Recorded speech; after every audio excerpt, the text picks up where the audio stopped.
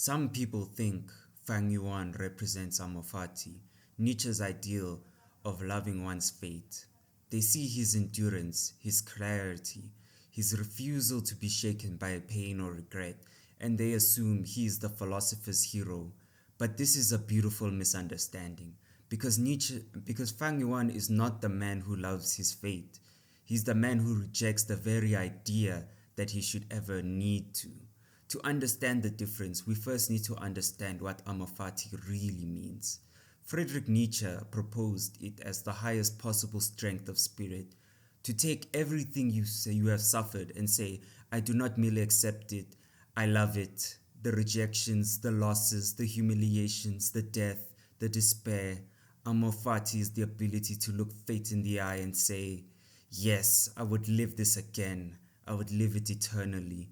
It is the love of necessity, the embrace of that which cannot be changed.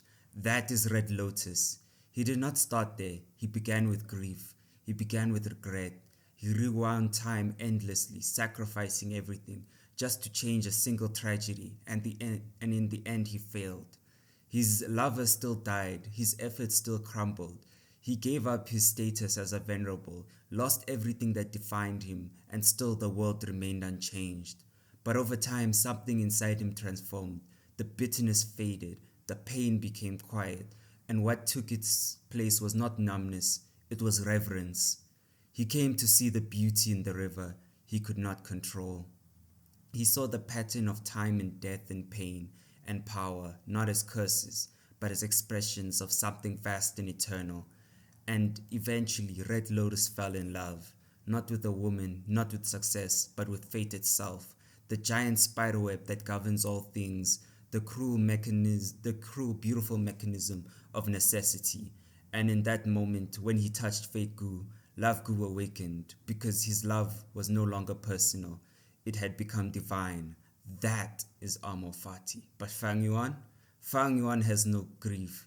He has no regret. He never weeps for the past. He never asks, why did this happen? Because he already knows the answer, and he just doesn't care. His spirit was forged in clarity, not confusion. From the beginning, he rejected the idea that he must accept anything. He does not love the world. He does not hate it either.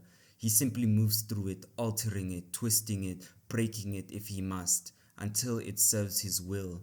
Where Red Lotus sought to understand the river, Fang Yuan seeks to reshape it. Where Red Lotus reached enlightenment by surrendering his ego to the flow of time, Fang Yuan uses the river as a stepping stone, a resource, a tool. Fang Yuan is not here to affirm, he is here to dominate. Nietzsche's Amor Fati is a philosophy of healing, of transformation, of through suffering, of finding strength in your wounds. But Fang Yuan has no need for healing. He does not carry any wounds. He's not the convalescent. He's not the weak old man trying to regain his strength. He's not the broken soul trying to love his scars. He's the one who refused to be scarred in the first place. And when he is cut, he only bleeds purpose. Fang Yuan's will is not built on understanding. It is built on indifference, on absolute, unshakable detachment. He does not need the world to make sense. He does not need it to be fair. He does not even need to love him. He does not even need it to love him back. He simply needs it to obey. This is not Amor Fati. This is not love of fate. This is the abolition of fate. Amor Fati says, I embrace the wheel of life. Fang Yuan says, I will destroy the wheel. Red Lotus reached a transcendent state of affirmation. Fang Yuan surpasses transcendence entirely.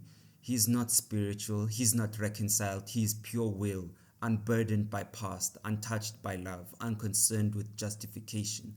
He does not walk the path to enlightenment. He carves his own path, even if it tears through heaven itself. And that is what makes him terrifying. Because Fang Yuan does not need Amor Fati. He does not need love. He does not need peace. He only needs one thing, himself. Red Lotus became the spirit of all things because he loved the world as it is. Fang Yuan becomes something greater because he demands that the world become what he wills it to be. One embraces the eternal return, the other refuses to return at all. One is the divine lover, the other is the divine conqueror. No, the eternal conqueror. So no, Fang Yuan is not Nietzsche's Amor Fati. He is something Nietzsche feared but never fully named, not the man who says yes to the world, but the one who rewrites it.